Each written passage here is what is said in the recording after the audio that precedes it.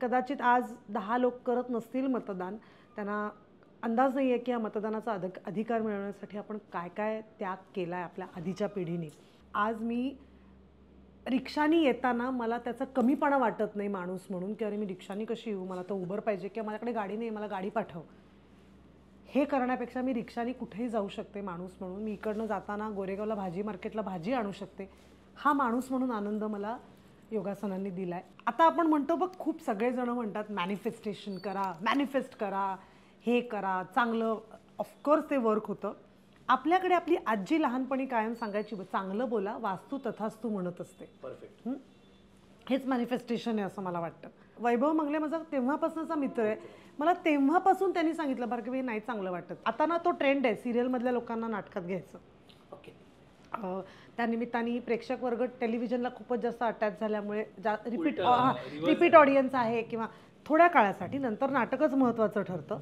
पण असं सुरुवात आता काही थोडा ट्रेंड आला आहे. त्यावेळेला तसा ट्रेंड नव्हता. सिरियल करते तर बाई हिला विचारू नका नाटकासाठी, असं होतं. मला इतकं म्हातारं फिलिंग आलंय ना की मी किती वर्ष काम करते यार. 30 वर्ष लहानपणापासून करते म्हणालीस ना, तरी सुद्धा असं मला फील आलाय की 30 वर्ष म्हणजे लहानपणापासून तू करत असं म्हण.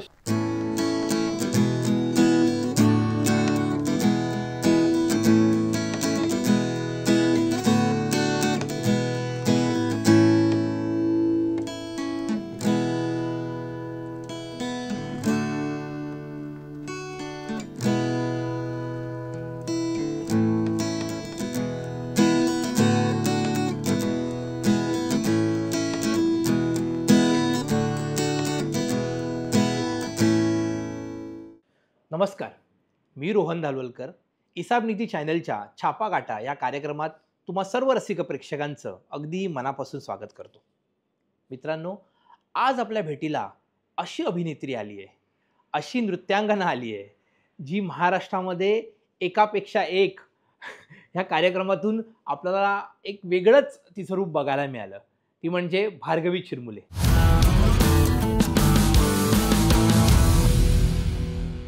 नमस्कार भार्गवी. नमस्कार. इंट्रोडक्शनमध्ये हेही म्हणायला हवं होतं की अशी अभिनेत्री जिला वर्षभर आम्ही बोलवतोय जी येऊच शकली नाही. I am really sorry. एक तर सगळ्यात आधी तुमच्या सगळ्या टीमला खूप मनापासून सॉरी म्हणते की एकतर मी इतका वेळ लावला यायला, आपल्या डेटच जुळल्या नाहीत समहाव, आणि नंतर जेव्हा फायनल शूट ठरलं होतं तर माझी तब्येत खूप बिघडली, पण तू ते समजून घेतलंस आणि तरी मला बोलवलंस. त्याबद्दल पूर्ण टीमचे, छापा काटाचे, इसाप नीतीचे मनापासून आभार. नाही, काहीच हरकत नाही. मुळात म्हणजे तुझं मी बघितलंय की एवढी वर्ष सतत काम काम आणि काम, एवढ्या म्हणजे गोंधळामध्ये तरीसुद्धा वेळ देतेस हीच मोठी गोष्ट आहे. कारण की आता मर्डरवाले कुलकर्णीसारखं नाटक रंगभूमीवर चालू आहे आणि ते जोरात चालू आहे. सगळी बक्षिसं तुम्हाला मिळत आहेत, त्याबद्दल तुमचं एक तर अभिनंदन पूर्ण टीमचं.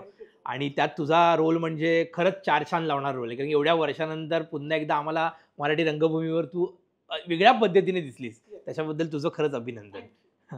तर भार्गवी, कसं वाटतंय आज इथे आल्यावर? पहिली गोष्ट म्हणजे खूप छान. मी माझाही पॉडकास्ट चॅनल सुरू केला आहे, त्यामुळे मी त्या खुर्चीत जास्त असते, पण आज मी परत या खुर्चीत आले, तर मजा वाटते. कारण मुळात मला असं वाटतं की गप्पा मारणं, आपले विचार लोकांपर्यंत पोचवणं, त्यातनं ते एक माध्यम ठरणं की मला काय वाटतं, एक कलाकार म्हणून, एक माणूस म्हणून, हे अशा गप्पांच्या कार्यक्रमातूनच आपण लोकांपर्यंत पोचू शकतो. पूर्वी वृत्तपत्र होती किंवा पाक्षिकं होती, मासिकं होती, ज्याच्यातनं आपले विचार जायचे. पण आता हळूहळू टेलिव्हिजन शोजमधनं, बातम्यांच्या चॅनलमधनं गप्पा व्हायला लागल्या. पण मग त्याचंही प्रमाण कमी झालं दिवसेंदिवस रोहन. मग त्यातसुद्धा प्रहसनाच्या माध्यमातून तुमची टिंगल होणं, मजा म्हणून असेल, जे काय असेल ते, तो एक पॅटर्न झाला. पण खरे त्या माणसाचे विचार पोचवण्यासाठी अशा कार्यक्रमांची गरज होती असं मला वाटतं, आणि आपण ते चांगलं हिट केलं आहे आणि करेक्ट वेळेला हिट केलं आहे, त्याबद्दल कौतुक. खरंच म्हणजे तुझं आम्ही पॉडकास्ट बघत असतो, आणि त्या पॉडकास्टमधून आम्हाला जे माणसं बघायला मिळतात किंवा ऐकायला मिळतात ते खरंच मोटिवेशनल असतं. आणि म्हणजे खूप लोक आम्हाला म्हणालेत की भार्गवी जेव्हा एखाद्याची मुलाखत घेते तेव्हा ती इंटरेस्टिंग होते, आणि आज ती देते त्यामुळे ती अधिक इंटरेस्टिंग होईल आणि अधिक इंटरेस्टिंग व्हावी म्हणून मी तुझ्यासाठी पहिल्यांदा 2 पुस्तकं आणलेत. एकतर पहिलं म्हणजे गोष्ट हातातली होती, हे वपू काळेंचं पुस्तक आहे, आणि डॉक्टर मृदुला बेळे यांचं करोनाच्या कृष्णछायेत. म्हणजे तुम्ही पूर्ण इंडस्ट्री जेव्हा करोनाच्या कृष्णछायेत होती आणि सगळीच इंडस्ट्री, तेव्हा कशा पद्धतीने आपण यातून बाहेर पडलो, काय करोनाचा काळ होता, हे अनेक गोष्टी याच्यामध्ये तुला वाचायला मिळतील. तर आणि बपूंना तर काय बप आणि अजून एक गिफ्ट तुझ्यासाठी आणलंय.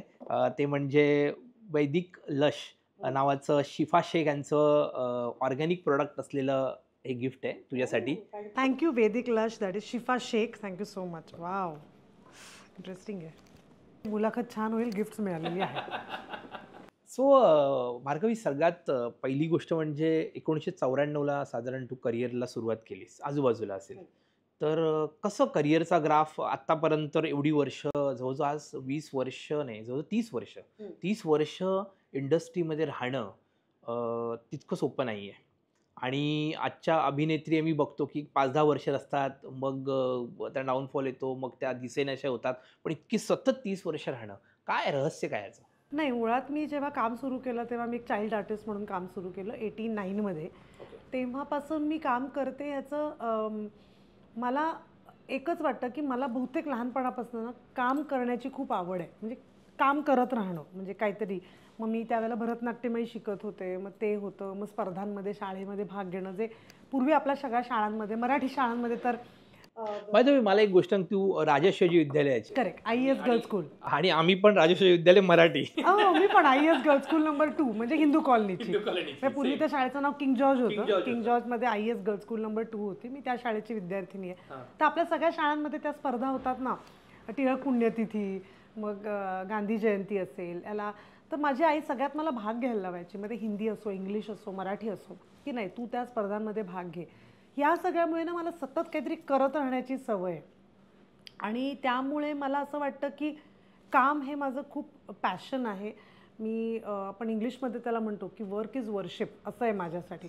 काम माझ्यासाठी सगळं काही आहे. त्यामुळे मला सतत काम करायला आवडतं. सतत इज सतत, दुसरा काहीही त्याला पर्याय नाही आहे. मी खूप दमले जरी ना, तरीसुद्धा मला आत्ता कोणी म्हटलं की आज तुला रात्री निघायचं आहे दिल्लीला, उद्या एक कार्यक्रम आहे तो करून यायचं आहे, मी कधीच नाही म्हणत नाही. ओके, मला एक अर्धा तास द्या, मी बॅकपॅक करते, आपण जाऊया. मग मी बसनी पोचीन, ट्रेननी पोचीन, इव्हेंटला सुद्धा.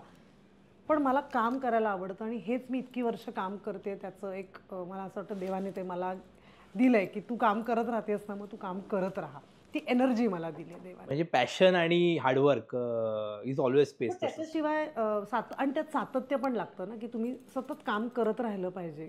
कामातून काम मिळत राहतं. आणि ते मला कळलंय, त्यामुळे मी ते करत राहते खूप प्रामाणिकपणे. एकापेक्षा एक तू विजय म्हणजे विजेती आहेस त्याची. त्या टायमाला खूप कॉन्ट्रोवर्सी झाल्या या सगळ्या विषयाला घेऊन. काय वाटतं तुला की तो काळ कसा होता? आणि तुझ्या चॅनलच्या माध्यमातून मला एक सांगायचं आहे. आता आपण म्हणतो बघ, खूप सगळेजण म्हणतात मॅनिफेस्टेशन करा, मॅनिफेस्ट करा, हे करा, चांगलं. ऑफकोर्स ते वर्क होतं. ते कसं वर्क होतं मी सांगते. आपल्याकडे जसं मॅनिफेस्टेशन आणि हे सगळं आपल्याकडनं थोडंसं विदेशातनं आलं आहे, पश्चिम देशांमधनं आपल्याकडे आलं आहे, वेस्टर्न कल्चर आहे ते. आपल्याकडे आपली आजी लहानपणी कायम सांगायची, चांगलं बोला, वास्तू तथास्तू म्हणत असते. परफेक्ट. हेच मॅनिफेस्टेशन आहे असं मला वाटतं. जेव्हा आमची एकापेक्षा एकची पहिली मीटिंग होती, सगळे ॲक्टर्स, बघा कसं असतं, मी हे आज पहिल्यांदा बोलते आहे कुठेही सोशल प्लॅटफॉर्मवरती. आम्ही सगळे बसलो होतो आणि आमच्या हातात सरांनी डायरीज दिल्या होत्या शेड्यूलसाठी. डायऱ्या घेऊन या तुमच्या, कधी कुठला एपिसोड आहे, कधी कुठला एपिसोड आहे, कधी कुठला एपिसोड आहे. त्यावेळेला 17 ऑगस्टला फिनाले असणार होता. 17 ऑगस्ट सचिन सरांचा वाढदिवस असतो आणि त्या वर्षी होती दहीहंडी. आणि आय थिंक सचिन सरांचा तिथीनी पण दहीहंडीचा जन्म आहे का असं काहीतरी आहे. आणि सर म्हणाले 17 ऑगस्टला फिनाले करूया आणि तो माझा वाढदिवस आहे. आणि 18 ऑगस्टला माझ्या भाचीचा वाढदिवस असतो, राधाचा. तर माझ्याकडे असं लिहिलेलं होतं 18 ऑगस्टला तिच्या बर्थडेची पार्टी आहे. मी ते ऑलरेडी लिहून ठेवलं होतं. आता आपल्याकडे फोन्स आहेत, पूर्वी आपण डायरीत लिहून ठेवायचं सगळं, तारखा शूटिंगच्या वगैरे वगैरे. अजूनही मी तसंच लिहिते, मी तशी डायरीवालीच आहे. तर 18 ऑगस्टला लिहिलं होतं. तर सर म्हणाले 17 ऑगस्टला फिनाले आहे आणि 18 ऑगस्ट नंतर तुम्ही फ्री आहात. तर माझ्या मनात काहीही नसताना, माझ्या मनातलंच आहे, तशी मी 18 ऑगस्टला जिंकलेलीच असेल. हे माझ्या त्या क्षणाला तिथे फक्त माझं असं कधीच येत नाही मनात. आपण असं कधी म्हणतो की हे मला मिळालंय, मिळालं पाहिजे यार, असंच असतं. ते खटकन त्या क्षणाला माझ्या आलं. आणि नंतर मला असं कसं बोलले मी, ठीक आहे, ओके फाईन. मी 17 ऑगस्ट फिनाले, जी फिनाले 8 ऑगस्टला नंतर प्रीपोन झाली. पाऊस खूप आला, त्या जूनमध्ये खूप पडला, त्यामुळे सर झीने हे केलं की इंडोर करूया आणि प्रीपोनच करूया, पावसाची जास्त आपण हे नको बघूया, म्हणजे परीक्षा नको बघूया. पण 8 ऑगस्टला झाला आणि मी जिंकले. आणि मला त्या क्षणी झालं की अरे यार, म्हणजे मी मेहनत तर केलीच होती, म्हणजे असं नाही मी म्हणत आहे की मला काय लॉटरीच लागली आहे किंवा काय. पण मला असं झालं की म्हणजे आपण खरंच मनापासून एखादं गोष्ट करत असू तर तो देव पण एक चान्स तुम्हाला देतो. तुम्ही किती पण मेहनत करा, मला असं एक वाटतं की एक तुम्हाला ना पुश लागतो, त्या नशिबाची त्या क्षणाला एक साथ लागते ज्याने तुमचं अख्खं आयुष्य बदलून जातो पूर्णपणे. अख्ख्या जगाचा, महाराष्ट्राचा, भारताचा माझ्याकडे बघण्याचा दृष्टिकोनच बदलला. तोपर्यंत सिरियलमध्ये रडणारी हिरोईन जी रडूबाई आहे, तिच्यावर अत्याचार होतात, ती डान्सही करू शकते हे माहितीच नसलेल्या लोकांना. आणि त्याच्यानंतर आज ताग्यात अशा इतक्या प्रेस्टिजियस इव्हेंट्स झाल्या जिथे मी परफॉर्म केलं नाही असं झालंच नाही. मग स्टेट अवॉर्ड असू देत, कुठलेही असू देत, मला जमल्या नसतील तर गोष्ट वेगळी, पण मला विचारलं नाही असं झालं नाही. आणि मला ह्याचा अभिमान आहे की त्या क्षणाला मला वाटलं आणि त्या क्षणाला त्या वास्तूने तथास्तू म्हटलं. खरं आहे की मॅनिफेस्ट म्हणतात आपण, लॉ ऑफ अट्रॅक्शन. करेक्ट, ते त्या क्षणाला झालं माझ्या बाबतीत. हल्ली खूप साऱ्या गोष्टी याच्यावर काम करतात आणि ऑब्वियस असं म्हटलं जातं की वातावरणामध्ये एक ताकद असते, जी विल पॉवर असते. कदाचित ती अनवधानाने तेव्हा झाली असेल आणि आता जाणीवपूर्वक ती तू करतही प्रयत्न करते की चांगलं बोलावं. म्हणजे आपण आता खूप सद्गुरू असतील, गौर गोपाल दास असतील, त्यांचं मी पॉडकास्ट खूप ऐकते, ज्याच्यामध्ये ते म्हणत असतात की चांगलंच बोला, वाईट नका बोलू. शेवटी आपण माणूस आहोत, आपल्यालाही राग येतो, आपली चिडचिड होते, आपण आजारी पडतो, आपल्याला भूक लागते, सगळे इमोशन्स आहेत आपल्याला. पण त्यातनं सुद्धा ना कमी स्वतःला त्रास होईल. कारण ह्या सगळ्यांमधनं ना, त्या सगळ्या गोष्टींमधनं एक कळलं आहे की आपण जेव्हा चिडतो तेव्हा त्रास आपल्यालाच होतो. ज्या माणसावर चिडतो, ज्या माणसाबद्दल चिडतो, त्याला ते पोचलंच नाही तर ती चिडचिड आपल्याकडे, त्रास आपल्याकडे आणि तब्येत आपलीच खराब होते. तर ते करण्यापेक्षा शांत राहायचा. म्हणजे घरचे बघतील तर म्हणतील असं काहीच घडलेलं नाही आहे. पण मी 80% तर प्रयत्न केला आहे की आता गोष्टी खूप लावून नाही घ्यायच्या. ठीक आहे, ओके, घडलं, ठीक आहे, चला, वाईट वाटतं, पुढे, लेट्स गो अहेड असं. भार्गवी, तू कॉम्पिटिशनला कशी सामोरे जातेस? कारण की तुमच्या आता सध्याच्या क्षेत्रामध्ये, मी मराठीमध्ये तरी, इतक्या मातबर अभिनेत्री आहेत ज्या काही दिसायला सुंदर आहेत, काही अभिनयात सुंदर आहेत, काही दोन्ही मिक्सर आहे.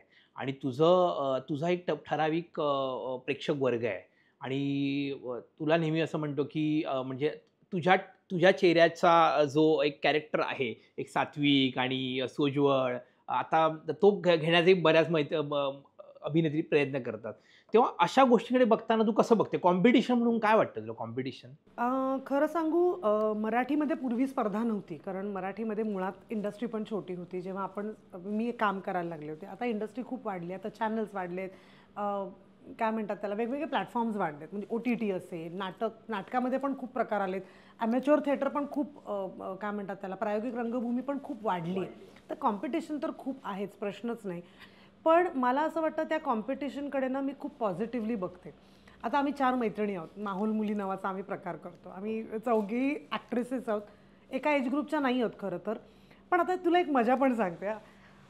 आजकाल ना कास्टिंगचं असं झालं आहे, तू अवेलेबल नाही तर मला फोन येतो, तिचं वय बघा, तिचा चेहरा बघा, तिची शरीराची धाटणी बघा, तिच्या अभिनयाची पद्धत बघा. नाही, रॅन्डम प्रोडक्शन हाऊसमधनं चॅनल सांगतो सगळ्यांना फोन करा. त्यामुळे आम्हाला चौघींना एकाच रोलसाठी अनेक वेळेला फोन आला. आणि मी आणि समिधा तर 100%, म्हणजे मला फोन आला ना की मी संध्याकाळी समिधाला करते, समिधा ऐक ना, हो हो मलाही आला होता, एवढंच आमचं कॉन्व्हर्सेशन असतं. पण किंवा आत्ता पण झी नाट्यगौरवला मी आणि अनिता दाते एका कॅटेगरीसाठी विनोदी अभिनेत्री म्हणून नॉमिनेटेड होतो. आम्ही एकत्र आलो, तिला बक्षीस मिळालं, मला तेवढाच आनंद झाला. कॉम्पिटिशनकडे आपण ना, एक स्पर्धेकडे आपण हेल्दी प्रत्येक वेळेला असते असं नाही.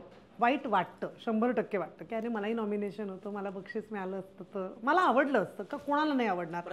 तुलाही आज आत्ता यावर्षी जे काही इन्फ्लुएन्सर्सना नॅशनल अवॉर्ड मिळाले तर आपण जाऊ ना पुढच्या वर्षी. नक्कीच आपण आपल्याला वाटतं अरे यार मला हे मिळवायचं. आम्ही मॅनिफेस्ट करतो यावर्षी. करेक्ट, मी पण करते.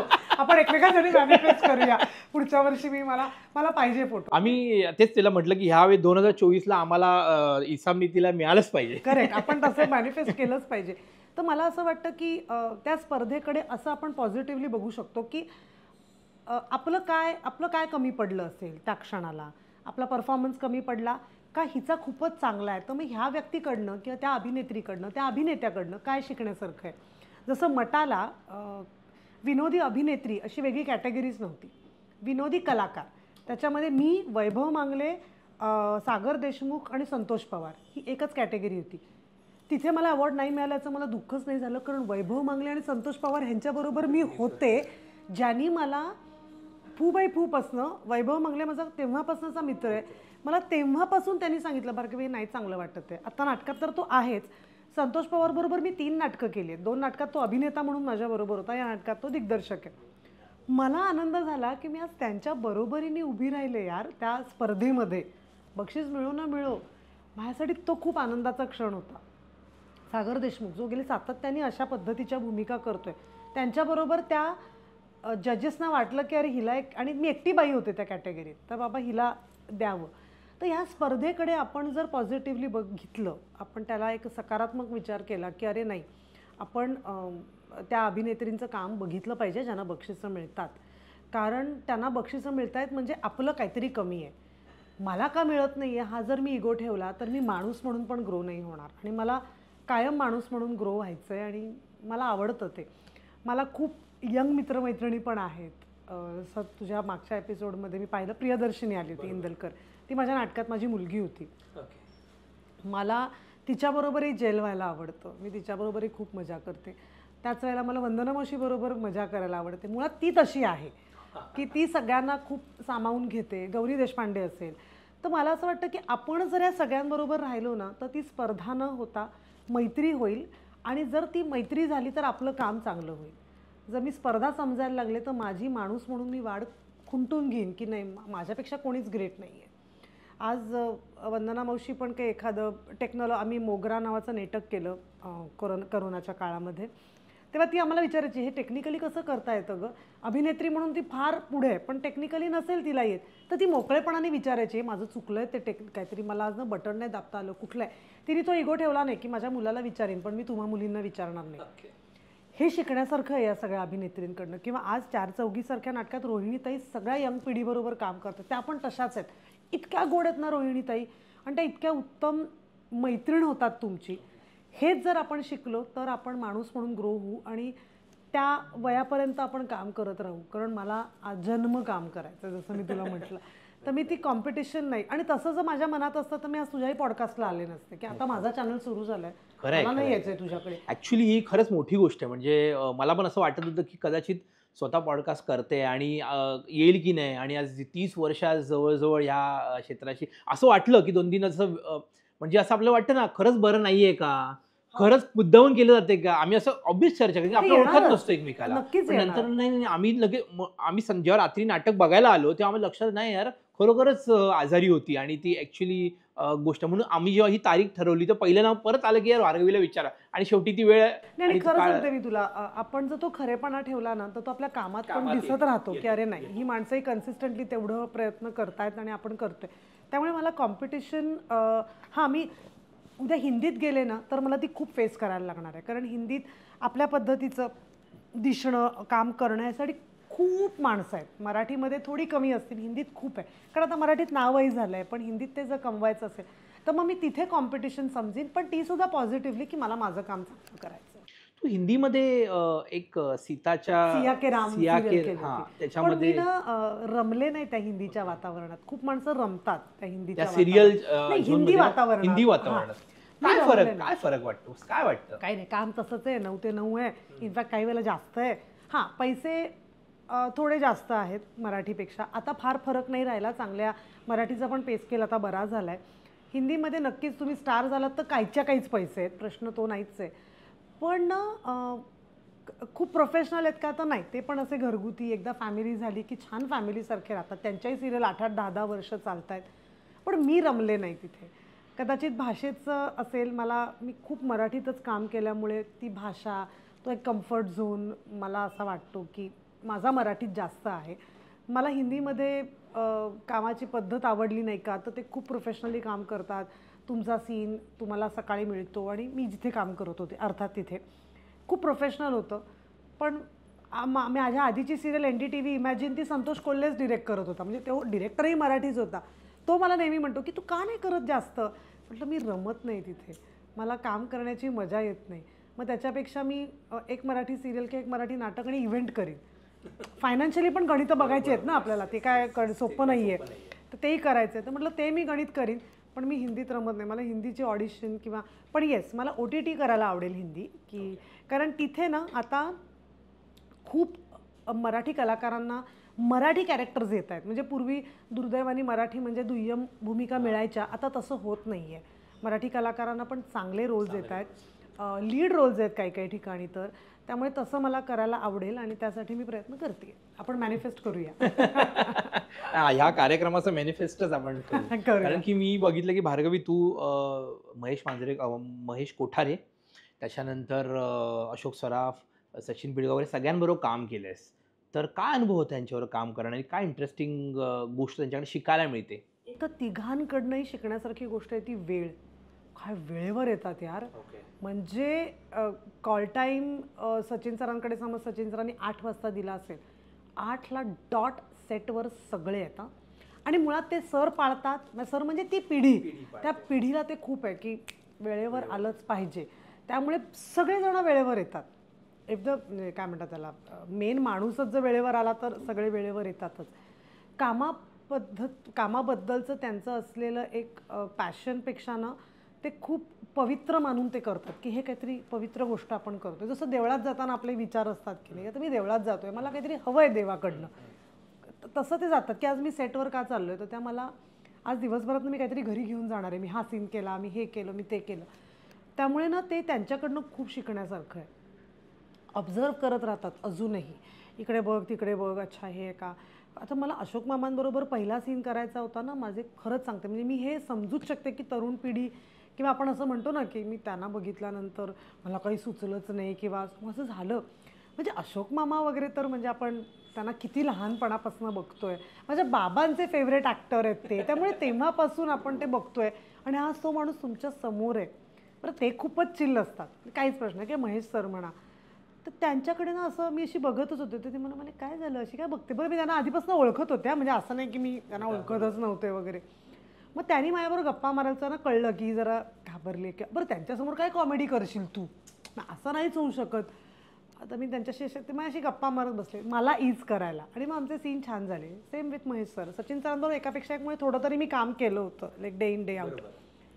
पण ना ही माणसं खरंच मोठी का असतात हे मला कळलं, कारण ते त्यांचा मोठेपणा दाखवतच नाही. ते तुमच्याशी खूप नॉर्मल वागतात. जेवताना पण नॉर्मल, हे घे ग भाजी आणली निवेदितानी पाठवली आहे किंवा हे ते, हे इतकं छान नॉर्मल केलं जातं ना की आपण त्यांचा तो मोठेपणा ते घरी सोडून किंवा सेटवर ते सोडून आलेले असतात. ते कलाकार म्हणून येतात आणि हेच शिकण्यासारखं आहे. खरं आहे ॲक्च्युली. म्हणूनच ते पण आसपास आपल्या तू म्हणालास तसं काही वेळेला आपण अर्ध्या हळकुंडाने पिवळी झालेली माणसं पण बघतो. त्यामुळे मला असं वाटतं ती माणसं जास्त काम खूप करतात जास्त. क्या बात आहे. तू योगा अभ्यास करतेस आणि आयुष्यामध्ये खूप अपडाऊन्स बघितलेस तू. तुझा एक फॅमिली लेवलला असेल किंवा ओव्हरऑलच आहे गोष्टी. तर काय योगाचा किती फायदा ह्या सगळ्यांमध्ये झाला आहे आणि तू नंतर शिकलीस की अगोदरपासून त्या ह्याच्यात होतीस? मी 2098 साली मी आजारी होते. त्याच्यानंतर 2002 वगैरे माझा कोर्स पूर्ण झाला होता, 2001-2002 त्याचा फायदा एक असा झाला की मी जसं मगाशी म्हटलं तसं की एक तर फिटनेसच्या अँगलनी तर झालाच 100%, की आपलं एक शरीर फिट राहतं. कारण ॲक्टर आहे म्हटल्यानंतर फिट राहणं खूप गरजेचं आहे. एकदम बारीक एकदम जाड होण्यापेक्षा मी आहे तशी आहे खूप वर्ष, ह्याच्यातच मला खूप आनंद आहे की बस त्याच्यासाठी मेहनत घेते, पण मी I am happy in that. पण मानसिक पद्धतीने म्हणशील ना तर खूप गोष्टी लावून नाही घ्यायच्या. हे मी हळूहळू योगासनांमधनं आणि प्राणायाम असेल, मग थोडं मेडिटेशन असेल, यातनं ते शिकले आणि मला चांगला विचार करण्याची सवय लागली की थिंक गुड. सिच्युएशन चांगली किंवा वाईट असते ती तुमच्या हातात नसते, तुम्ही चांगला विचार करत राहा. हे मला त्यातनं शिकता आलं. जसं करोनाच्या काळात हे जे पुस्तक आहे त्याच्यामधनं आपण हेच शिकणार आहोत की त्यावेळेला आपण सगळेजण आपापल्या घरांमध्ये बंद होतो, कोणाच्या आसपास माणसं होती नाही, खूप कठीण काळ होता खूप लोकांसाठी. आपण म्हणजे सुरुवातीला मलाही वाटायचं अरे यार काय हे ते, पण त्याच्यानंतर मला कळलं की 5 ते 6 महिने कोणाकडेच काम नव्हतं जोपर्यंत लॉकडाऊन ओपन नव्हतं झालं. त्या अख्ख्या 5-6 महिन्यात स्वतःला दोन्ही वेळेला मी छान जेवायला घालू शकले, स्वतः खाऊ शकले, घरात टी व्ही होता, वायफाय होतं, फोन होते, त्या सगळ्याची बिलं भरू शकले, सगळं माझ्या घरात राहू शकले, मला कोणी घराबाहेर काढलं नाही आणि मला मदत मागावी लागली नाही. हे खूप होतं, कारण आपण खूप लोकांना मदत केली. ज्यांना मदत लागली ते लोक काही वाईट आहेत असं नाही, ती त्यांची परिस्थिती तशी होती, कारण त्यांना कदाचित 2-2, 3-3 घरं चालवायची असतील. पण आपल्याला कोणाकडे मदतीचा हात पसरावा लागला नाही, उलट आपण कोणाला तरी आनंद देऊ शकलो मदत करून. एवढं आपल्याला देवानी दिलंय, ह्याच्यात आपण आभार मानले पाहिजेत, हे त्या काळात मी शिकले. सो कुठल्याही विचित्र गोष्टीमधनं एक पॉझिटिव्ह गोष्ट काढणं, हे मी माझ्या योगासनांच्या अभ्यासामधनं, योगाभ्यासामधनं, कारण मुळात योगासनं ही फक्त व्यायाम प्रकार नाही, ती जीवनशैली आहे. हे निंबाळकर सर कायम आम्हाला शिकवायचे आणि तेच मी शिकले की ती जीवनशैली आहे. मला फक्त 4 आसनं येतात त्यांनी उपयोग नाही, पण मी जर रोज सकाळी मला काहीतरी मिळालं नाही म्हणून रडत राहणार असेल तर त्या योगासनांचा आणि त्या योगाभ्यासाचा काहीच उपयोग नाही. त्याच्यापेक्षा आय एम हॅप्पी की मला एक आसन येत नाही, मला शीर्षासन येत नाही, ठीक आहे, पण त्याच्यापेक्षा जास्त आज मी रिक्षानी येताना मला त्याचा कमीपणा वाटत नाही माणूस म्हणून, की अरे मी रिक्षानी कशी येऊ, मला तर उबर पाहिजे किंवा माझ्याकडे गाडी नाही, मला गाडी पाठव. हे करण्यापेक्षा मी रिक्षानी कुठेही जाऊ शकते माणूस म्हणून. मी इकडनं जाताना गोरेगावला भाजी मार्केटला भाजी आणू शकते. हा माणूस म्हणून आनंद मला योगासनांनी दिला आहे, हे माझ्यासाठी खूप आहे. मुळात आपण म्हणजे कालांतराने खूप गोष्टी शिकतो, म्हणजे योगा शिकतो किंवा फिलॉसॉफी हळूहळू शिकतो, वाचनातून शिकतो. पण माणूस जिथे जन्माला येतो, असं एक म्हटलं जातं किंवा की माणूस जिथे जन्माला येतो आणि तो ज्या परिस्थितीत जगतो आणि तिथेच माणूस घडतो आणि तिथे मुळात त्याचं एक वृत्ती बनत जाते. तू गिरणगाव आणि गिरगाव, म्हणजे गिरणगाव म्हणजे गिरगावातली तुझं लहानपण बालपण गेलेलं आहे.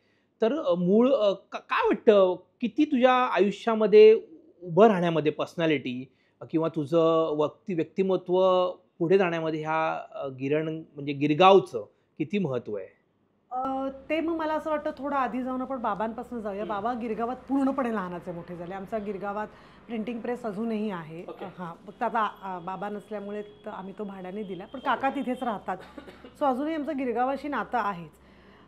बाबा एक खूप व्यवस्थित, पूर्वी चाळीतले जसे मिडल क्लास मेंटॅलिटी, तर ती तुमची असते ना, ती विचारसरणी पुढे ती हळूहळू तुमच्या पुढच्या पिढीपर्यंत येतेच. आम्ही गिरगावात राहिलो, नंतर मी दादरला आले. सो पुन्हा तसंच सगळं एक मराठी आसपास सगळे वातावरण आहे. मला ना लहानपणी किंवा थोडंसं मधल्या काळात, आपण लहानपणी ना कोणी कॉलेजमध्ये आणि त्याच्यानंतर जेव्हा काम करायला लागले ना, तेव्हा असं वाटायचं काही जणांना बघून की अरे यार, काही जण बॅग उचलायला त्यांच्याकडे बॉय असतो. आजही मला बॉय नाही. त्या प्रत्येकाची आवड आहे, आपण कोणाला मी नाव नाही ठेवत आहे, पण बॉय असतो किंवा असं सामान उचलायला किंवा कामासाठी. घरात माझ्याकडे मी आता जिथे राहते तिथे सुरुवातीची 4 वर्ष माझ्याकडे कोणीही बाई नव्हती. मी स्वतः केर लादी, घरात धुणी भांडी, स्वयंपाक येत नाही, जसा यायचा तसा करायचे, पण ते माझं मी करायचे. तर हे सांगण्यामागचं कारण की ते सगळं मी माझं करायचं. तर मला ना असं या काही नटांकडे बघून, काही लोकांकडे बघून असं बरं वाटायचं, यांना भाजी आणायला पण घरात माणूस आहे, फोनवर सांगतात की ही भाजी ती भाजी, किंवा बाजारातली पिशवी पण उचलत नाहीत. यार असं पण नाही होत. आपल्या आईबाबांनी, आजही माझी आई पुण्याला गेल्यानंतर जा खाली वाण्याकडनं हे घेऊन येईन ते घेऊन ये असं सांगते. तर मला असं वाटायचं.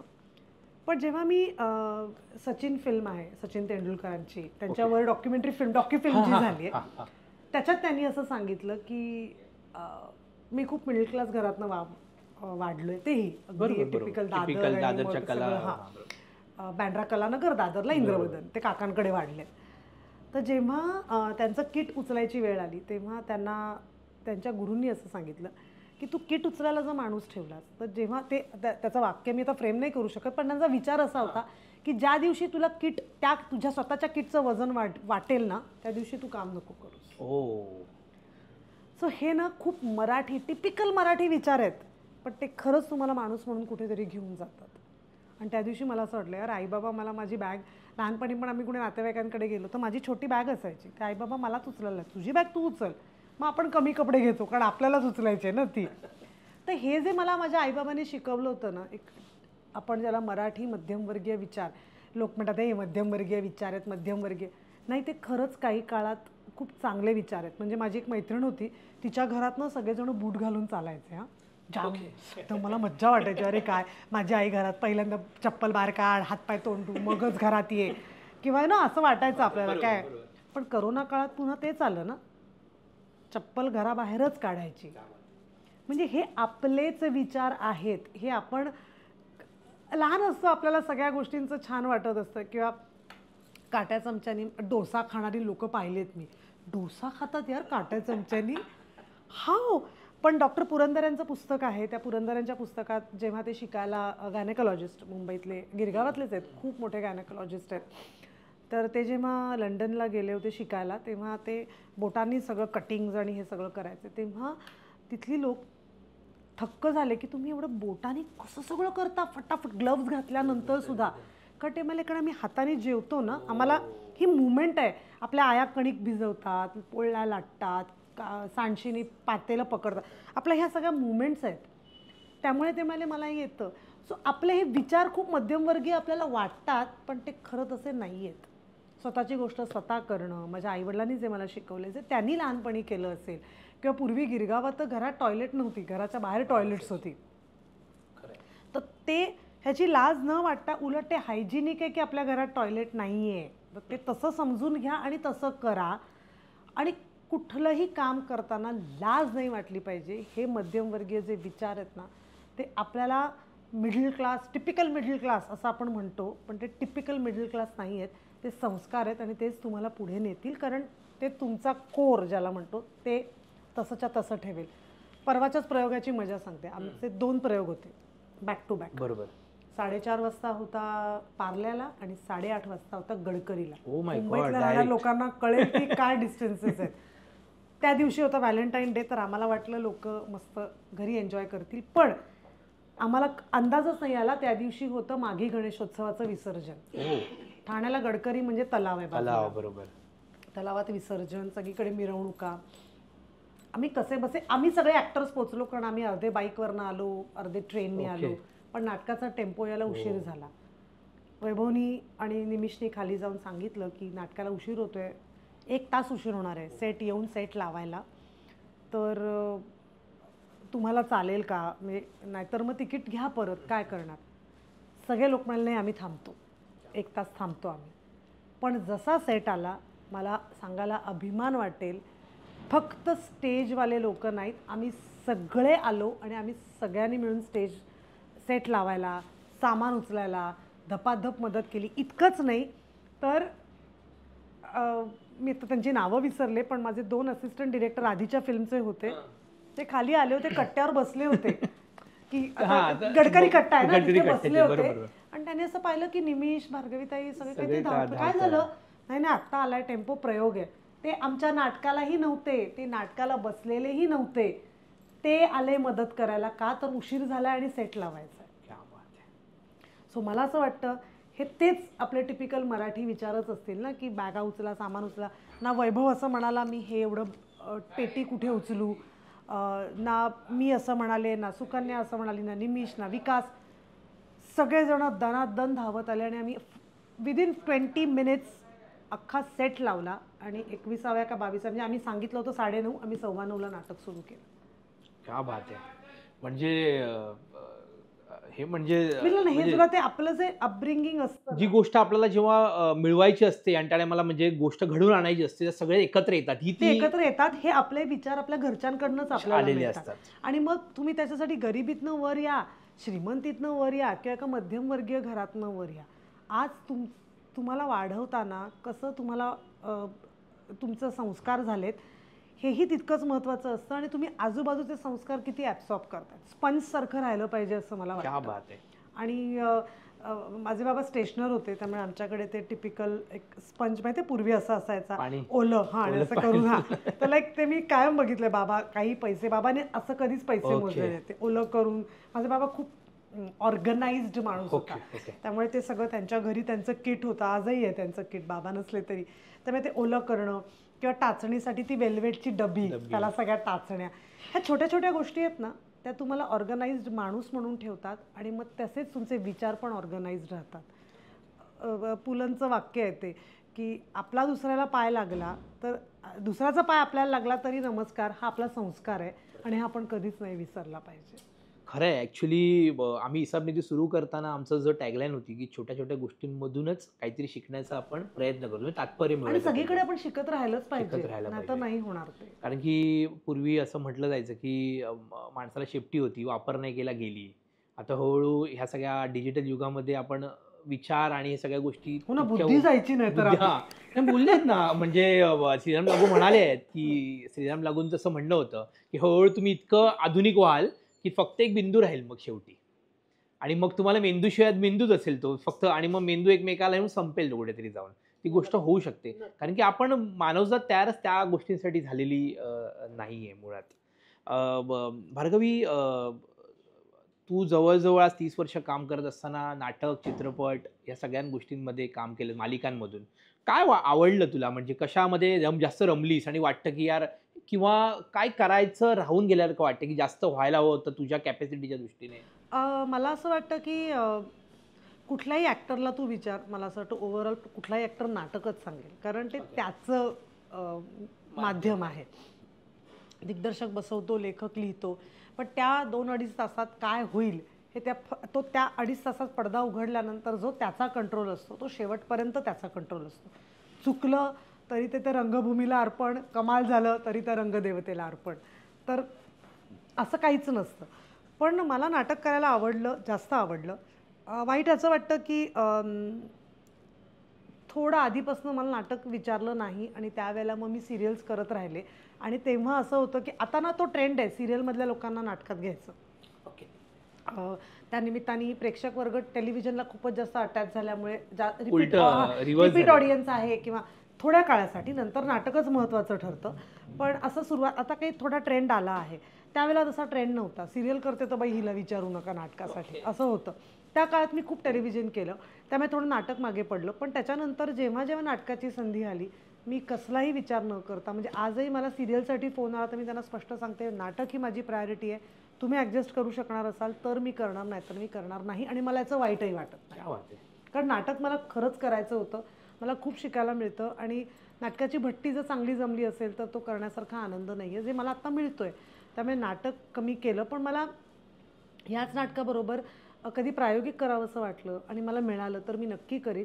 कारण नाटक ही अशी एकच गोष्ट अभिनेत्यासाठी जी त्याला अभिनेता म्हणून जिवंत ठेवेल. कारण डान्सरला काय म्हणतात, डान्सरला एखाद्या गायकाला रियाज करण्यासाठी तो रियाज करतो सकाळी 1 तास बसून, डान्स असेल याचं. ॲक्टरला असा काहीच रियाज नाही आहे. तो फक्त एखादं पुस्तक वाचू शकतो, त्याचं अभिवाचन करू शकतो. ह्याच्या पलीकडे तो एकटा असं काहीच करू शकत नाही. त्याला टीम लागते. प्रायोगिक रंगभूमी जर मी केली किंवा कुठली रंगभूमी केली तर मी खूप वेळेला खूप गोष्टी अनलर्न करते आणि मग शिकते. आता मर्डरवाले कुलकर्णी करताना एक पूर्ण कॉमेडी जॉनरचं नाटक आहे. आत्तापर्यंत मी असं कधीच केलं नव्हतं. मग मला अभिनेत्री म्हणून खूप गोष्टी मागे सोडायला लागल्या की हे नाही केलं पाहिजे, असं नाही केलं पाहिजे. प्रत्येक प्रयोगागणिक वैभव सांगतो, आज हे नको करूस, हे नाही चांगलं वाटत आहे, किंवा हे आपलं ठरलं होतं रिहर्सलमध्ये पण हे तुझं वर्क होत नाही आहे, असं नको करू, असं कर. प्रत्येक प्रयोग आहे. मराठीत नाटकाला प्रयोग म्हणतात. आपण शो नाही म्हणत नाटकाचा. तो प्रयोग मी करत राहते माझ्या परीने. आज आता मी 60वा प्रयोग करू तरीही प्रयोगानंतर वैभव काय बोलतो याच्याकडे माझं लक्ष असतं. वैभव ओके, हां. कारण त्याला आता ते आमच्या सगळ्यांमध्ये तो त्या बाबतीत सिनियर आहे अशा पद्धतीच्या प्रयोगात. तर तो आला की त्यांनी सांगितलं ना, हे चांगलं वाटलं आज तर बरं वाटतं, किंवा एकदा तुम्हाला खूप ओरडला होता, काय त्या दिवशी एनर्जी नाही लागली, काय दुसरा तिसराच प्रयोग होता, अंदाजच येत नव्हता की खूप ओरडला, असं कसं आणि हे कसं, असं काम करतात का, तू इतकं लो कसं काम करू शकते, मग तू कमी गेलीस की माझी पण एनर्जी खाली जाते आणि असं नाही करून चालणार वगैरे. मग त्यावेळेला मी खूप रेट्रोस्पेक्ट केलं की काय माझी एनर्जी कमी पडली, काय माझं चुकत होतं, काय. तुम्ही स्वतःबद्दल खूप विचार करून लर्न अनलर्न करता. तर मला प्रायोगिकही करायला आवडेल की ज्याच्यात आपण आपला सगळा, मला हे येतं हे विसरून घासून पुसून मला काही येत नाही तर त्यात मला शिकलं पाहिजे, ही प्रोसेस होईल. म्हणून मला नाटक जास्त करायला आवडेल. क्या बात आहे. आमची हा जो छापाघाटा आहे ईसाबनीतीचा, ती प्रत्येक कलाकाराची एक दुसरी बाजू असते. अशी एक गोष्ट जी आतापर्यंत भार्गवीबद्दल कोणाला माहीतच नाही आहे. म्हणजे जी गोष्ट, एखादा छंद असतो, एखादी सवय असते किंवा एखादं काही कार्य असतं, की जे आतापर्यंत कधी लोकांच्या दृष्टिक्षेपात आलं नाही आहे, किंवा असं काही आहे का, जी एखादी गोष्ट की जी तू करते नेहमी किंवा काही काळानंतर करतेस, असं काही आहे का, जी दुसरी बाजू आहे तुझी? किंवा आता ऑब्व्हियस तुझी दुसरी बाजू पॉडकास्ट हा तुझा एक वेगळा भाग आहे, तो आपण येऊच त्या विषयावर. पण त्याच्या व्यतिरिक्त काय अजून? मला ना खूप कमी जणांना माहिती आहे, पण मला खूप सामाजिक कार्य करायला आवडतं. त्यामुळे अशी काही संधी मिळाली कुठेही, मग ती मी सोडत नाही आणि मी ते करण्याचा खूप मनापासून प्रयत्न करत राहते. पण ती संस्था तितकी जेन्युइन पाहिजे. नाहीतर काही वेळेला तुलाही अंदाज आहे, फसवणूक खूप होते आपली. आपल्याला सांगतात की सामाजिक कार्य आहे आणि तिथे गेल्यानंतर कळतं की हे काहीच सामाजिक नाही आहे. पण काही अशी मेंटली चॅलेंज्ड मुलं असतील किंवा दिव्यांग असतील, मला त्यांच्यासाठी काम करायला खूप आवडतं आणि मी छोट्या मोठ्या प्रमाणात जसं आपलं घर नावाचं एक पुण्याला आहे, त्यांच्यासाठी मला असा वेळ नाही काढता येत, पण जेव्हा जेव्हा जमतं मी पुण्यात मला जर वेळ मिळाला तर मी नक्की त्यांना भेट देते. मला आवडतं गप्पा मारायला त्यांच्या मुलांबरोबर. किंवा दिवाळीच्या आधी माझी एक मैत्रीण आहे, ती आणि मी मिळून आम्ही त्या सगळ्या मुलांना मेहंदी काढायला जा आणि असं ओके. आवडतं मला करायला. आणि त्याची संधी मिळाली तर मी ती कधीही सोडत नाही, 100% नाही. क्या बात है! भार्गवी, अजून एक गोष्ट म्हणजे तू वाचन करतेस आणि काय वाचायला आवडतं, की कविता लिहायला तू लिहितेस का पहिल्यांदा? लिहित काहीच नाहीस. जे आहे ते फक्त वाचतेस. काय वाचतेस? कुठल्या पद्धतीचं वाचन करतेस? नाही, मला सगळं वाचायला आवडतं. मग ते ऐतिहासिक असेल, आत्ता माझ्याच एका पॉडकास्टला विश्वास पाटील येऊन गेले. त्यांनी त्यांची 2 नवीन पुस्तकं दिली मला ओके. महाराजांवरची. ती पण मी अर्धं वाचलंय, अर्धं राहिलंय. घातसूत्र वाचलं होतं दीपक करंजीकरांचं, एवढं जाड पुस्तक आहे, तेही वाचत वाचत आले आता मी पुढपर्यंत. सगळ्यात जास्त मला वाचायला कधी कंटाळा कुठेही आला तरी मला पु ल देशपांडे खूप आवडतात. मी काय पु ल देशपांडेंचं एखादी अशी ओळ किंवा एखादी गोष्टी जी तुझ्या आयुष्यामध्ये वाटते, की ही तुझी आहे आणि म्हणजे किंवा ती मी विसरत नाहीये, असं काही आहे एखादं? नाही, एक वाक्य असं नाही. मला पु ल देशपांड्यांची बटाट्याची चाळ असेल, असामी असामी असेल, व्यक्ती आणि वल्ली असेल, गणगोत असेल, पूर्वरंग अपूर्वाई, सगळं म्हणजे मला जेवढं शक्य आहे, खोगरी भरती असेल, मला आवडतं वाचायला. मला काय माहीत नाही, मला लहानपणापासून पु ल देशपांड्यांविषयी पूर्वी कॅसेट्स पण असायच्या म्हणजे त्या सगळ्या बिगरी ते मॅट्रिक वगैरे सगळं सगळं सगळं मला खूप आवडतं. कारण ना मी खूप रिफ्रेश होते आणि कितीही वेळेला ऐकलं, कितीही म्हणजे किती मी सांगूच शकत नाही, इतक्या अगणित वेळेला ऐकलंय, तरीही मला हसायला येतं. तरीही मला असं वाटतं की अरे, व्यक्ती आणि वल्ली वाचताना, नंदा प्रधान वाचताना अजूनही डोळ्यात तेवढंच पाणी येतं की त्यांच्या प्रत्येक व्यक्ती आणि वल्लीचं शेवटचं वाक्य आपण जेव्हा शेवटाकडे येतो, प्रत्येक मग चितळे मास्तर असतील, हरितात्या असतील, रडायला येतंच येतं. तर मला ते त्यांचं खूप आवडतं की त्यांचा विनोद आणि त्यांचा तो ऑब्झर्वेशन, ते जे काय त्यांनी फाईन ऑब्झर्वेशन किंवा त्यांनी रवींद्रनाथ टागोरांबद्दल त्यांना खूप त्यांच्याविषयी बंगाली कल्चर म्हणा किंवा रवींद्रनाथांविषयी त्यांना खूप वाटायचं, तर त्यांनी काही त्यांची ट्रान्सलेशन्स केली आहेत, ती पण अप्रतिम आहेत आणि ती वाचायला मला फार आवडतात. तसंच मला कुसुमाग्रजांचे काही काही कविता वाचायला, कविता मी खूप नाही वाचत पण त्या आवडतात. कारण मला असं वाटतं ना कुठली आठवते कविता वगैरे? नाही, मला असं काही येत नाही, माफ करा, चुकला शब्द तर असं टोलिंग होईल ना, तुझं काय जातं, लोक मला शिव्या घालतील, नको. पण मला उत्तम मराठी वाचायला आवडतं. जेव्हा पुनरुज्जीवित नाटकं होतात की नाही, तेव्हा मला त्या नाटकांमधलं काय आवडत असेल तर उत्तम मराठी. आणि उत्तम मराठी ऐकायला मिळतं. म्हणजे आणि व पण बदललेला नसतो, तेव्हा त्या कलाकाराला आणि वच्या जागी जेव्हा आणि असेल तेव्हा आणि व असेल तेव्हा वच म्हणावं लागतं, नाहीतर मीटरच बसत नाही वाक्यांचं. हे त्यांनी जे लिहून ठेवलं आहे ना, ते माइंड ब्लोईंग आहे आणि ते तसंच असावं. त्यामुळे उत्तम मराठी ज्यांचं असेल ना, ते मला वाचायला आवडतं. मग ते पुन्हा आता त्या मराठीवरनंही खूप वाद आहेत की प्रमाण मराठी वेगळं असं काही नसतं किंवा हे आहे ते. मग नारायण सुर्व्यांचं असेल, मला कॉलेजमध्ये असताना माझं विद्यापीठ पुस्तक होतं, त्यातल्या काही कविताही होत्या, तेही मराठीत इतकंच छान आहे की, किंवा विंदांच्या लहान मुलांच्याही कविता असतील, बालकविता असतील, त्याही तितक्याच सुंदर आहेत. कुठल्याही लहेजामधलं कशातलंही ते मराठी जर छान असेल ना, त्याला एक रिदम आणि त्याला काहीतरी असेल तर मला ते वाचायला खूप आवडतं. उत्तम बंडू तुप्यांचं वाचलेलं आहे मी, झुलवा वाचलेलं आहे मी. त्याच्यात काय वेगळंच मराठी आहे ना पूर्ण, जे आपल्याला त्याला माहिती नव्हतं. बरोबर. पण तेही आपण तितकंच आहे की ते नाटक बघितलंय, मला लहान ओझरता आठवतंय, सुकन्याताई होती त्या नाटकात, ओझरता आठवतंय, पण तेही तितकंच मी आनंदाने एन्जॉय केलं आणि ते मला तसंही आवडतं. ग्रेट. भार्गवी, तू नाटक, सिनेमा, मालिका सगळ्या केल्या, सगळ्या गोष्टी झाल्यात. पण अचानक यूट्यूब चॅनल का काढावंसं वाटलं? आणि काळाची गरज, की तुला असं वाटलं की आणि त्यात मुलाखतींचा कार्यक्रम असा का वाटला पॉडकास्ट करावासा? तुम्हाला सगळ्यांना एक कळलं असेल की मला गप्पा मारायला खूप आवडतात. मग आजपासून हा एवढासा प्रश्न विचारते त्याचं मी एवढं उत्तर देते. मी इकॉनॉमिक स्टुडंट आहे ना, तर आम्हाला लिहायची खूप सवय आहे. वाढवा वाढवा वाढवा असं. रुपारे कॉलेज ना? मी रुपारे.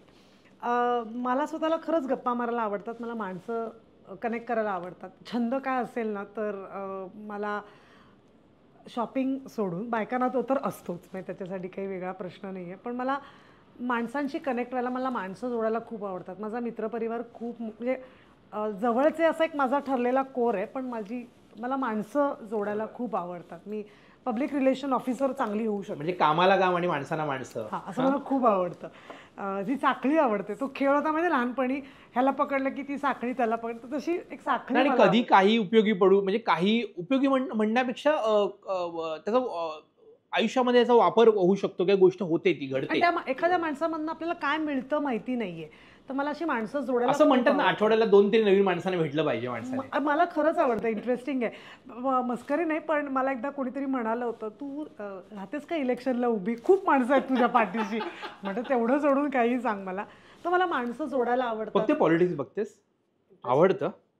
काय वाटतं महाराष्ट्राच्या पॉलिटिक्स बद्दल सध्याचा? करोनाच्या कृष्ण छायेत वाचूया आपण. मला पॉलिटिक्स इंटरेस्टिंग वाटतंय मला. मी सकाळी उठल्या उठल्या माझ्याकडे पेपर येत नाही, कारण आपण घरात असतो नसतो, म्हणून मी पेपर नाही ठेवला आहे. पण मी उठल्या उठल्या यूट्यूबवरती काल दिवसभरात आता मला आवडेल हे सांगायला, अभिमान वाटेल की मी पाहिलं आहे की आता आपल्या पुण्यात 13 मेला इलेक्शन्स आहेत, मुंबईत 29 आहेत, if I am not wrong. Mumbai 20 मेला, पुण्यात 13 मेला आहे. तर मी 13 मेला ऑलरेडी नाटकवाल्यांना सांगितलं आहे, कारण का माझं नाव पुण्यात आहे, आई पुण्यात असल्यामुळे, आणि मी मुंबईत आहे, तर होऊ शकतं ना की 13 मेला मुंबईत प्रयोग लावला. मी आजच सांगितलं. मी आत्तापर्यंत, हे मला खूप अभिमानाने सांगायला आवडेल, जेव्हापासून मी 18 वर्षाची झाली आहे, आज सांगायत मी एकही वेळेला इलेक्शन बुडवलेलं नाही. बघा, मतदान केलं पाहिजे हे मी खूप म्हणजे लोक म्हणतात ना, आम्हाला एक बाईट पाठवा की मतदान हा माझा अधिकार आहे आणि मी तो बजावणार, तर मी खरंच बजावते. म्हणजे मी त्याच्यावरनं शिव्याही खाल्लेत की तू मुंबईहून पुण्याला मतदान करायला जाणार आहे, पण मी जाते. मी पेट्रोलचा विचार करत नाही, टोलचा विचार, एवढे पैसे खर्च आय डू, कारण मला असं वाटतं. मी खूप भांडणं झाली आहेत माझी, खूप शिव्या खाल्ल्या, काय उपयोग आहे, हे ते. पण मला असं वाटतं की मी पॉलिटिकल सायन्स इकॉनॉमिक्समुळे शिकले होते, म्हणजे आम्हाला विषयच होता तो. तर you get the government that you deserve, हे पॉलिटिक्समधलं वाक्य आहे, पॉलिटिकल सायन्समधलं, की तुम्ही निवडतात तेच तुम्हाला गव्हर्नमेंट मिळतं. आणि कदाचित आज 10 लोक करत नसतील मतदान, त्यांना अंदाज नाही आहे की या मतदानाचा अधिकार मिळवण्यासाठी आपण काय काय त्याग केला आहे आपल्या आधीच्या पिढीने. आणि तो इतिहास वाचल्यानंतर तर नक्कीच असं वाटतं की तो आपला अधिकार आहे, तो आपण केलाच पाहिजे, आणि त्यामुळे मी वोट करते. तर मी ऐकलं की मग मी आज सकाळी बसून सगळं वाचलं की मग 4-6-7 पट्ट्यामध्ये इलेक्शन, 7 टप्प्यामध्ये होणार आहे. मग त्यांनी काल इलेक्शन कमिशननी हे घेतली होती प्रेस कॉन्फरन्स, त्याच्यात EVM वरती ते खूप बोलले. काल राजीव कुमार आय थिंक आपले कमिशनर आहेत, इलेक्शन कमिशनर आहेत, त्यांनी खूप सुंदर कविता पण वाचली की EVM मशीन म्हणून त्यांनी कविता रिसाईट केली की मी EVM मशीन आहे, मला काय वाटतं, तीही मी ऐकली. सो एवढा मला इंटरेस्ट आहे. त्याने कालच्या निवडणुकांचा, आता हा विषय थोडा वेगळा आहे, पण त्याने 2-3 गोष्टी खूप चांगल्या वाटल्या होत्या, ज्या आम्हाला इंटरेस्टिंग वाटल्या, की एवढी पण दुश्मनी करू नका की तुमची जेव्हा मित्र म्हणून भेटाल तर नजर खाली जाईल. खरंच आहे. किंवा त्यांनी हेही सांगितलं की 7 टप्प्यामध्ये आम्ही जेव्हा मतदान करतोय, खूप त्याच्यावरनं टीका झाली आहे, पण ते म्हणाले की आमचं असं यावेळेला 85 अबाव लोकांना घरी जाऊन मतदान केलं जाणार आहे. किंवा 2024 1 जानेवारी 2024 पर्यंत जे 1 एप्रिलपर्यंत जे ऑलरेडी हे झालेत 18 वर्षाचे, त्यांची आधीच नावं घेतली त्यांनी. अशी काहीतरी 18 का 19 लाख लोकांची नावं सबमिट झालेली आहेत. तर या छोट्या छोट्या गोष्टी, प्रत्येक प्रयत्न सगळेजण करतात. पार्टी कुठली काय करते हे आपण सोडून देऊया. देशासाठी चांगलं काहीतरी घडत असेल तर त्याच्या पाठीशी आपण उभं राहिलंच पाहिजे. मग ती कुठल्याही पार्टीची व्यक्ती असो. आपल्या देशाची इमेज आणि आपला देश जर पुढे जाणार असेल तर त्यासाठी मला काहीही करायला तयार आहे. माहिती आपला प्रश्न काय होता? पॉडकास्ट. नाही, आता तू इसाम नीतीच्या गोष्टी वाचल्या असतील, म्हणजे खूप ससा आणि कासव असेल किंवा टोपीवाल्याची बऱ्याच गोष्टी आहेत. तर एखादा तुला सांगितलं की तुला एक उपमा द्यायची झाली, म्हणजे एखादा सांगितलं की हा प्राणी म्हणजे तू आहेस, किंवा हा पक्षी म्हणजे तू आहेस, किंवा असं का वाटतं तुला ही गोष्ट तू आहेस आणि ती काय?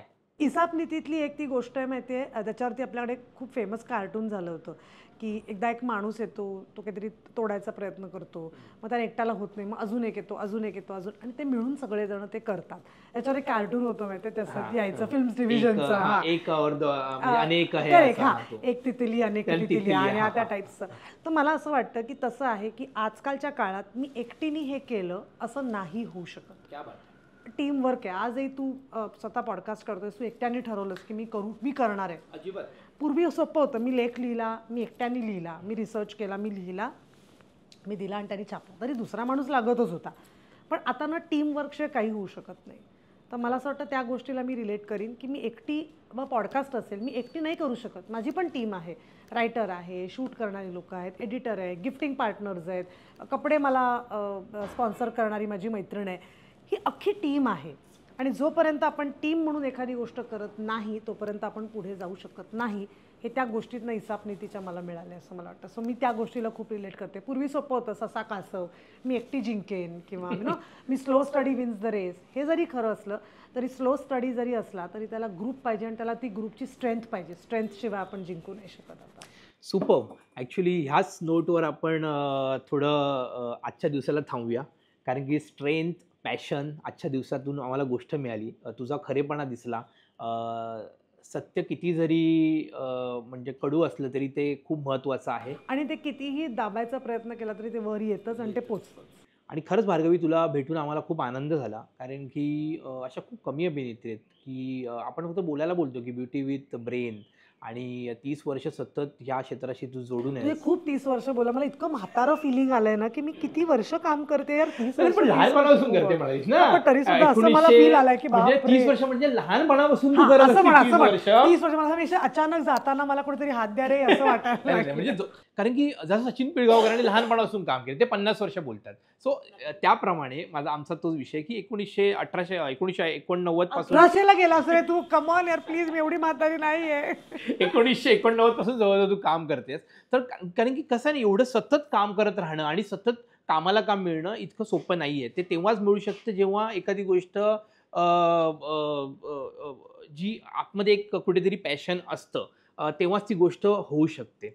तर तू इथे आलीस आणि आमच्याशी असा संवाद साधलास, त्यामुळे इसाप नीतीतर्फे तुझं खूप खूप म्हणजे इसाप नीतीतर्फे थँक्स पहिली गोष्ट म्हणजे. आणि तुझा जो पॉडकास्ट आहे गप्पा गोष्टी विथ गप्पा मस्ती अँड पॉडकास्ट विथ भार्गवी. गप्पा गोष्टी अँड गप्पा पॉडकास्ट मस्ती अँड पॉडकास्ट विथ भार्गवीची. भार्गवीची मुले, तर तो देखील लोकांनी पाहावा आणि त्याला देखील सबस्क्राईब करा, लाईक करा, कमेंट करा, जे आपलं सोशल मीडियाचं एक टॅगलाईन आहे. इसाप नीती देखील पाहत राहा. त्याच्यानंतर छापाकाटा पाहत राहा. असेच अशा अभिनेत्री, अभिनेते, दिग्दर्शक तुम्हाला येणाऱ्या काळात इसाप नीतीवर बघायला पाहायला मिळतील. तर मित्रांनो, आज भार्गवीने ज्या पद्धतीने आपल्याला काही गोष्टी सांगितल्या आणि ती आतून माणूस म्हणून काय आहे ती आज आपल्याला कळली, त्याबद्दल तिचं पुन्हा एकदा thanks a lot. Thank you so much. Thank you.